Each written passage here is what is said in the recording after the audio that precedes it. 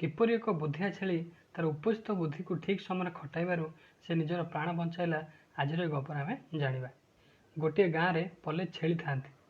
से माने पाख बण को चरवा को जाती। संज बेल को फेरी आसती। दिने गोटे छेली बण रहीगला। घर को बाट पाइला ना।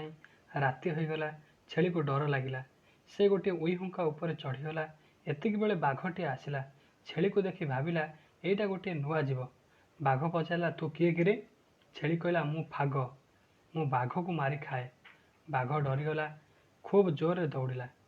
बिलुआ बाघ को अटकाइला। कहला मामू सेटा गोटे छेली बा, तुम डरुच कहीं ताकू? आस देखिब।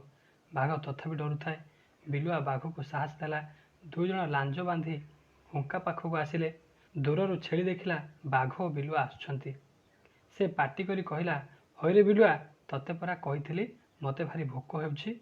सातटा बाघ तू आनिबु। तू कौन गोटे बाघ आनीचु? हौ आण, मु से गोटे को आज जलखिया खाईदे। छेली कथा शुणी बाघ जोर दौड़िला। बिलुआर तो लांज बाघर लांज सहित बंधा होता है। से घोषाड़ी घोषाड़ी होई खंडिया खाबरा होईगला। सकाळ ହେଲା। बुद्धिया छेली मन खुशी रे घर को गला।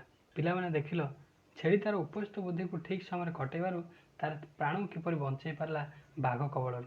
से भली तुम यदि कौन भी समस्या पड़ी था ताल तुम उपस्थित बुद्धि को यदि ठीक समय तुम खटई पारल ताल तुम समस्यार समाधान कर पारिबो।